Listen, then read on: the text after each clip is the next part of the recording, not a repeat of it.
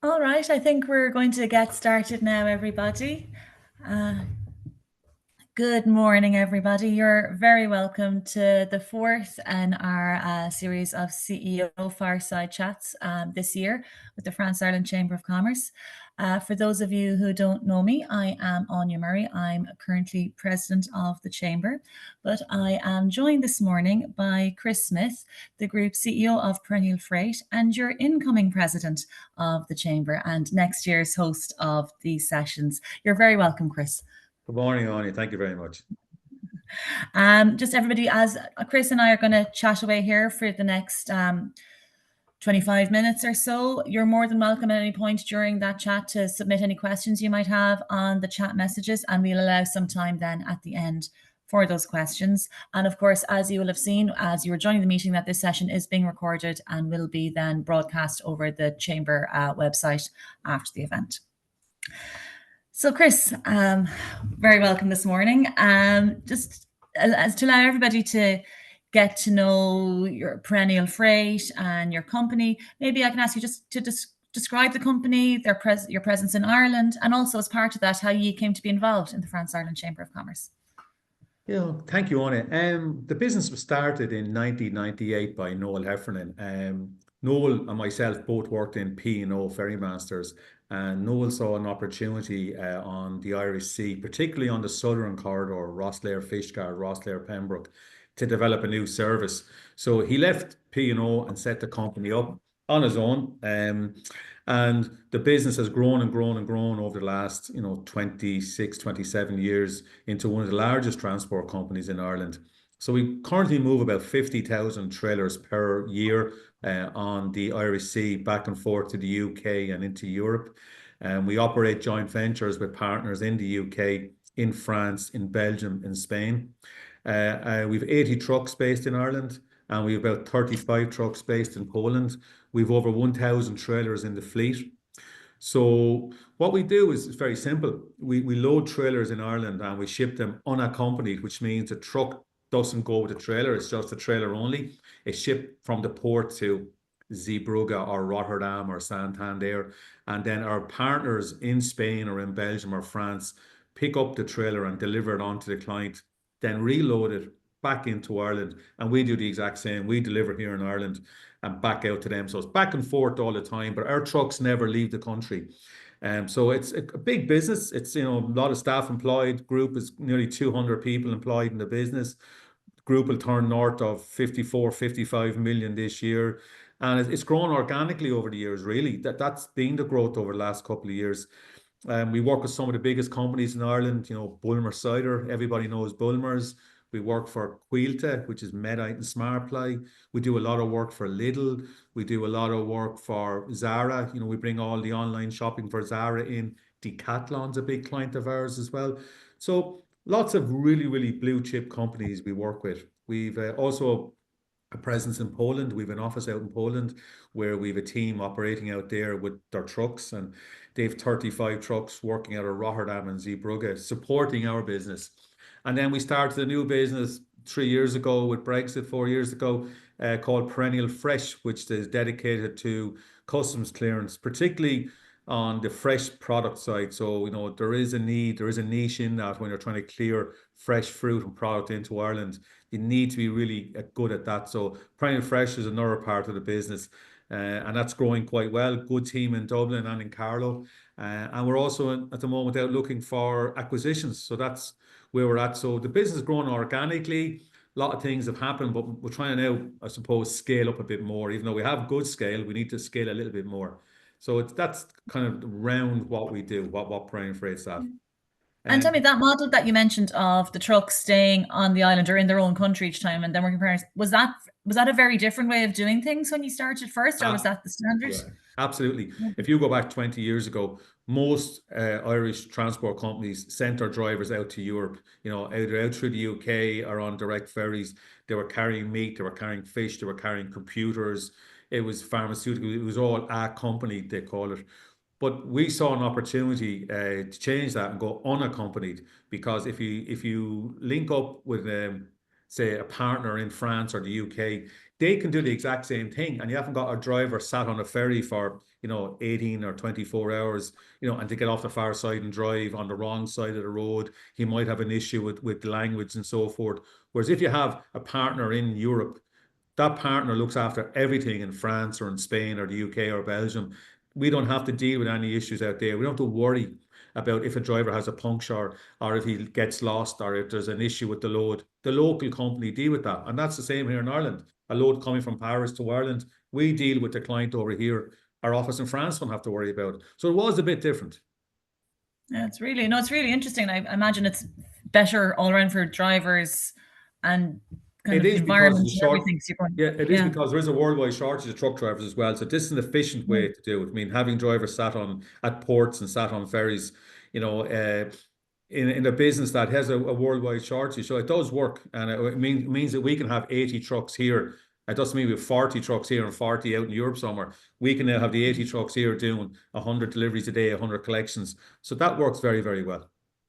And you mentioned as well about how the trucks they go, they fill, they empty, and they fill. Is that just a different type of planning than might have been traditionally there then as well in terms of how you No, unload they and would unload have, the trucks? they would have always kind of everyone. When you go out with a load, Yeah, you have to tip and reload. That's how you make money yeah, in this business. You never come back empty from the UK or Europe. That's a shooting offence. There's no way you would do that. You're not allowed to do that. There would be an element of empties going out because there is an imbalance in trade between Ireland and Europe. That's for fact, and the UK. So there would be times during the month where we would have to ship empties to support the goods coming in. We are importing more than we are exporting volume wise. So there'll always be an imbalance in that.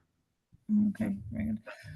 And then in terms of how you came to be involved in the France Ireland Chamber of Commerce, is that just by virtue of France being one of your key markets then? Yeah, it's yeah, well, what happened to myself, I suppose, I came into, Perennial Freight kind of 3, 4 years down the line. Noel had set up Perennial Freight in '98 and he asked me to join him at the time. And I was actually given his job in P&O. They actually asked me, Chris, would you become GM? And I had to make a decision then, would I go with Noel, a brand new startup, or will I go and this new role in P&O? So Rebecca, my wife, was pregnant on Molly. So I said, this is a big risk. And in fairness to Noel, he said, Chris, there we are. And I spent another 3 years working with the company, and that was fantastic. It would P&O, great exposure at board level. I was general manager in Ireland, one of the youngest general managers in P&O at that level. And then I joined Perennial in 2001, and my job was to develop the business, develop the European partnerships and so forth. And on the back of that, we looked at different opportunities as the business grew and grew. I think it was about 6, 7 years ago. Noel Cunningham then from Mazars rang and said, look, he knew Noel and he said, any chance you guys would join this chamber?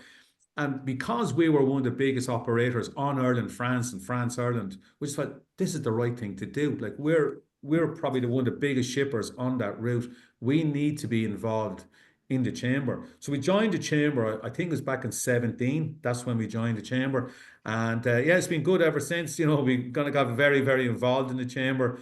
It's worked well for us. I mean, and we've used the chamber, to help our business and also, our colleagues and our patrons in there. We nick and knack with each other, and the embassy has been great supporters as well when any issues arrive. So certainly the chamber was a good move for us, and was a chamber, as a chamber, it's a big chamber, it's a strong chamber, but we're not a member of the UK chamber, the Spanish chamber, we're a member of the France Okay. chamber, and that's it because it's this business there, our French business is the biggest part of the group. It's the biggest part of the volume. It's what we're at, the biggest revenue driver. So it was the right thing to do for us, and it was important that we were members of the chamber. Very good. And you talked a little bit about your own role there and the decision you made kind of when you were staying in P&O and then joining Perennial. Yeah. I'm interested in just a little bit more about your career and how that's evolved and the decisions you made along the way to get to where you are now. Yeah, no, thanks. Yeah, well, I mean, I was in P&O working for a worldwide organization, or P&O European Ferries, P&O Cruise Lines, phenomenal company, massive growth. Great job. I had everything there. I really, really had everything. I was doing well. I was young. I was only 30 years of age. And then Noel asked me, look, will you come on and join this company? And this is the thing. And I say to staff coming into Perennial now, I went for less money, for a lot less money. I went from a big car to a smaller car. I walked away from defined benefit pension to no pension. So like it was mad stuff. Nobody would do that in this day and age. They go like, "You have rocks in your head. What are you thinking?" But I just saw the opportunity. I saw, look, this is a good thing for me. I knew P&O would probably want me to move to Europe, and wasn't really sitting with me. Molly was only 3 then at that stage, and I was kind of going, "I don't really want to be uprooting my family and moving to Europe." And I just saw joining Perennial Freight as an opportunity. I could see we could do something. I knew we could build something. So, and I suppose I got a buzz out of it. I thought this is something to, that we can grow and develop, and we did. And it was great fun along the way. But I came from a company where I had everything. I had like all the supports. I had great staff work with me. I had a PA, I had a big car, a pension, and I came into a company where we had a red book. There was no computers. This is only 23, 24 years ago. We'd no computers. So it was really stepping back in time, and for half the money and a smaller car, but it was the right thing to do. And I'm delighted I did it, because I think I'm proud of what we've built up over the years. We've great partners in Europe, great team, great customers. And I've been lucky to be part of that journey to develop the business, bring on customers, bring on new customers, develop new routes, develop new businesses, even look at acquisitions. Should we do this? Should we do that? Be right involved in every part of it, and at a micro scale of that. You just things, we just done everything ourselves. We had to do it because only 5 of us in the office at the time. And now, as I say, it's grown to 200 people. So yeah, it was an interesting move, but it was a good move, and I'm glad I did it. It's a good story when you think about it. Yeah, it certainly is. And that change in mindset that you need, moving from somewhere where you don't need to be across everything, because there's plenty of people to do that, to somewhere where you do need to be across every single thing. But then how you adapt as the company, your own company then scales again, and you no longer probably need to be across everything because you've built those people around you. It is because we were doing everything ourselves, and as you said, as the business has grown, we've brought in more managers, more expertise, and I've had to step back. And you find it hard to kind of step back to delegate, because you're so used to doing everything yourself and being involved in every little facet of the business. You have to leave people do it for you. And I'm very lucky with a great team here, but it is hard sometimes when there's talk with HR or health and safety or the transport manager or the garage or truck drivers. I want to get involved, and I want to say, this is what I think we should do, and this is what we should be doing. And they're going, "Chris, like, you really need to be kind of stepping back and leave us do this." And I have to, and I do that, and I trust in the people because of a great team here, a really good team. And a philosophy I always have is, when you're recruiting new staff or new managers, particularly, recruit people who are more intelligent than you, Chris. Now, we're setting the bar fairly low here, but we have to definitely recruit. And the team, the managers I have, are fantastic. They're really, really good people. And I just trust them. I trust them. They do a great job. So I am relaxing a little bit now and stepping back. And what other challenges then? If stepping back is a challenge, but do you think there's any other challenging aspects to your role now? It's a challenge every day. Every day it's a challenge. I mean, you can see the weather this weekend. You can see the problems in Holyhead and so forth. I think the driver recruitment is a big issue. That's a big problem for everybody. And we're bringing a lot of drivers in from South Africa. That's where we bring them from. And there's issues with visas and trying to recruit drivers from there, and we're getting through that. But we need drivers to drive the trucks. They're a vital part of our business. I suppose my job is managing people. That's what it is now. I'll be straight with you. I mean, and I have this saying, I don't run a transport business, I run a profit-making business. So I have to make profit. I have to recruit good people and have good people around me. But every day I have to manage those people. I have to make sure they're happy in their jobs and they're going okay, everything are fine. And I'm a big believer in kind of like a family situation where everybody in there is part of the family and they all get what we're saying. And there's a great team here, but I am managing people, drivers, people in the garage, people in the truck wash, admin staff, accounts. You're talking to people. You want to keep engaged with them. That's my challenge, is to keep everybody relevant and keep them going. Chris knows who you are. He knows what you're doing. He doesn't, it's not them taking you for granted. I do appreciate what you do. So my job is talking to people and meeting people and keeping them on the same path. Very good. And then, if that's the challenge, then what's the kind of the most exciting aspects of your role, and what are you most excited about at the moment? I suppose I'm really, excited about, the the AI. You know, that's the big thing coming in for me. I think AI is going to be a huge advantage going forward. It's you know, you look at the business we do, it's trucks and trailers. It's big, you know, big fossil fuel burning trucks that were on the road. These trucks, you know, have to be, you know, have to have a driver. The IT we have here is very good. But I think AI is the future. I think I can see down the line this business is going to go more and more towards kind of doing it, running itself. Because if you look at what we got planners here, we've people working in the business inside, matching trucks and trailers every day with deliveries and collections. You know, 100 trucks. You know, there could be fridges, Euroliners, curtain siders, the different ferries. Like there has to be an easier way of doing this than doing it kind of manually. Now we have systems there we can drag and drop and we can do bits and pieces. But I think you'll see a situation in the next 10 years on you where, you know, we'll put in 100 deliveries and 100 collections and the computer will do it for us and it'll send those details straight to the driver to his phone, which we already do through an app, and tell the driver, this is what you're doing tomorrow. It'll be able to read the CAN-bus information on the truck to see, does the driver have tachograph hours? Is he the best driver to do? If it's not, he'll go to the next one. If the driver accepts the job, then it'll book the ferry company automatically. So there'll be very little, I think, interaction with staff going forward. I think AI is going to be the big thing. Now that system is coming along quickly. And I like AI because I think it makes us more efficient. It's not that I want to reduce the headcount. That's not the job. What I want to do is grow the business, scale the business using AI. That's what I'm really interested in doing. And I hope, you know, I think if you look at the trucks, our trucks all have onboard cameras. You know, we can see exactly where the drivers are. We have telematics. We can see what their tachograph. We can see their speed, their harsh braking. You know, on roundabouts, are they cruise control? We can see all that here from our screens inside. So we're getting to a point where AI will, you know, will manage all that for us and say, this driver is the best driver to go to this load. When that's done, it'll book on the ferry company. And that does happen at the moment, but it'll just mean that we can double this business with the same bodies. That's my hope. You know. Brilliant. And obviously your business in that kind of evolutionary scale, it relies on successful partnerships. Do your partners in the other countries have the same kind of ambition and mindset around that technology, do you think? They're a little bit different because, you know, you're dealing with the UK and Spain and France and Belgium, and they're all a little bit different. And you're trying to drag them along. Some of them you're trying to drag along, others embrace it and accept it. And we have a lot of EDI links and, you know, we are hooked up between each other. But again, some of them are a little bit, they're lagging behind and they don't really get it. And, you know, you're saying, guys, you need to kind of get involved. This is where we see the growth. But again, you're managing, you know, your colleagues in Spain and France and Belgium. And they're different cultures and different ideas, and they may not think that AI is the future. They may think, you know, today is the most important thing. They're not that interested in what Chris is saying. So you're trying to drag them along, you know. But again, they are good partners and they do listen. And it's when in a partnership like this, you know, I always say like a marriage. You know, when with JV partners, it's a marriage. It's like your wife. Sometimes you both have to say things that you mightn't actually like, you know, but it has to be said.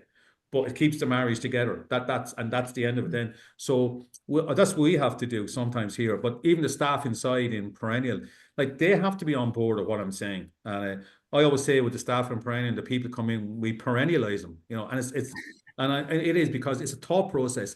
And people in transport, we are wired differently because we see a problem before anybody else sees it, but we also see the solution in seconds.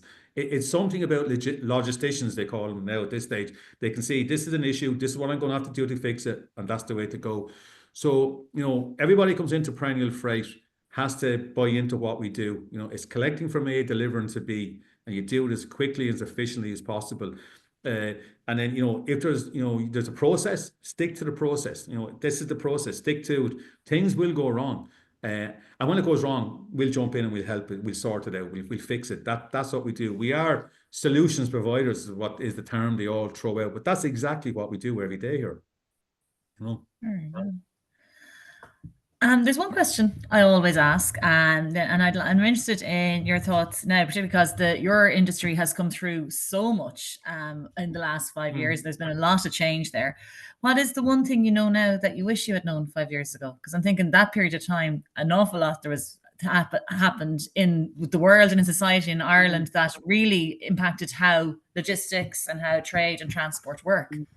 So I have a sad story, okay? That's a fact. Mm. Noel was the MD, and Noel died in 2019. He died very quickly. He got cancer and Sorry. was gone within three months, really. Yeah.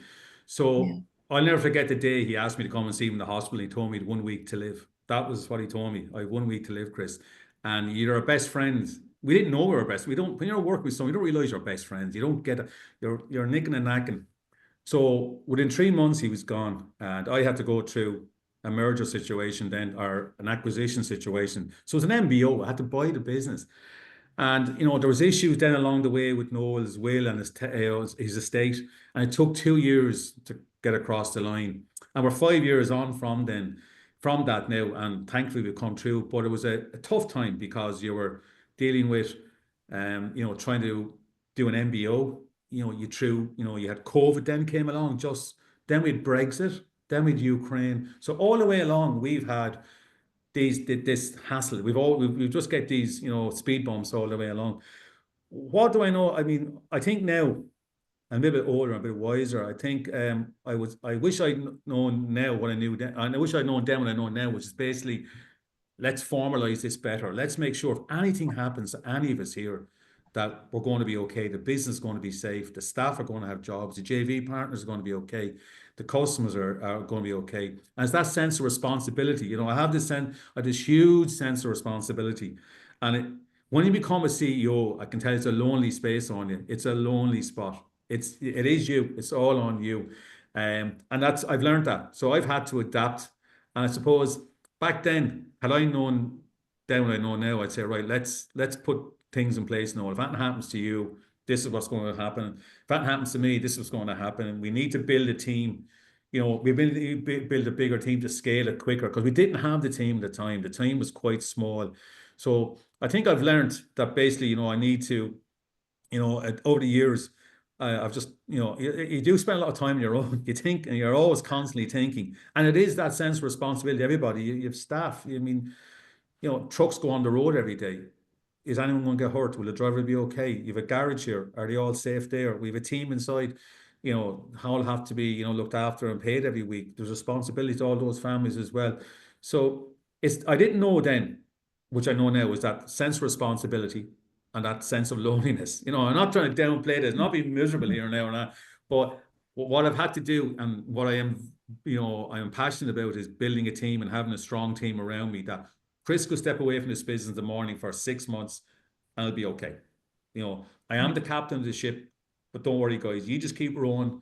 I will be coming back. Or, that's the big thing is I've learned that I have to delegate. I have to empower people. Give them the autonomy to do the job. And if there's a problem, come to me. Tell me what's going on. I need to know every day what's going on, but come and tell me what's going on. But other than that, yeah, I think I've learned a lot in the last 5 years. I learned an awful lot. And would I've changed it? Well, you probably would have tied up a little bit, but there's not much I could have done about it. That's just life. It's just a fact. That's just the way it is. Yeah, in fairness, there was a lot of unforeseen in that. So, Yeah, so you can be as prepared as you can, really, isn't it? But you can never anticipate. Like you don't everything. expect one of your, a director to die. You don't expect COVID or Brexit or Ukraine to happen. These things. You just have to roll with the punches. That's all you have to do. But the important thing is that, you deal with it. You don't run away from it. You face it head on. And like whatever, at the end of the day, I'm the CEO of this business. I have to make this business work. It's my job to make this a success. It's my job to continue the hard work and the graft we put in over the last couple of years. So I will do everything in my power to make that happen. But equally, I have to look at the pipeline, who's coming behind me, what's succession planning, who's coming behind me, who's going to step into my shoes. I won't be here forever. So that's very, very important. And it's important in every part of the business, in HR, in health and safety, in the accounts, sales, the garage. Have to have people coming behind the next people. So it's very, very important. Yeah, and I think when you mentioned there about having the people, that sense of responsibility and people depending on you, that's, I suppose, is that really then how you manage that sense of responsibility, by making sure that you have those plans in place? Or Yeah. is there anything else you do as well to help manage that sense of responsibility? It's about people. It really is Yeah. a people-driven business. It is people-driven business. I might have an idea and a vision, but it's a people-driven business. It's about me making sure we bring in the right people to who fit into the job. And I when I do interviews, I'm not really that worried about their CV. I look at the person, I listen to them, I go, will that person slot into the office? Will they add something to? Are they the kind of character we'd all like here? And that's, for me, it's all about the person. And you know fairly quickly if that person's going to fit into this job or not. If they're not going to fit in, don't bring them in because it's going to be divisive. A transport office is a difficult place to work. It's a high pressure environment, you know. There's a lot of personalities in there. People are stressed. So you need people who are very calm and relaxed, but equally, you know, enjoy it and get a buzz out of it. So that's important. It is a people-driven business. Yeah. And in fairness, I think if you don't have the right people and the right culture, it's not going to be a good recipe for any business. Absolutely. We have a few questions have come in over the chat. So there is Paul has asked about, I often meet Pembrokeshire freight trucks with the PF logo and colours. What is the connection? Okay. Good question, Paul, and well spotted. Back in '98, when Noel started the company, the company was called Perennial Freight, and our joint venture partner in South Wales is a company called Mansell Davis. So Stephen Davis, who owns Mansell Davis, set up a separate company, and he said, "What name are we going to call this for the Irish work?" As he said it, and he said, "I'll tell you what, I'm based in Pembrokeshire. I'll call it Pembrokeshire Freight."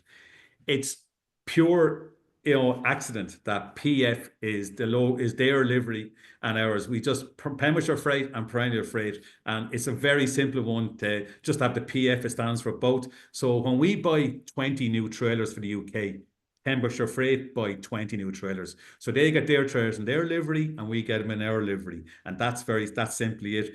And it wasn't some marketing ploy. It was just an accident that both names.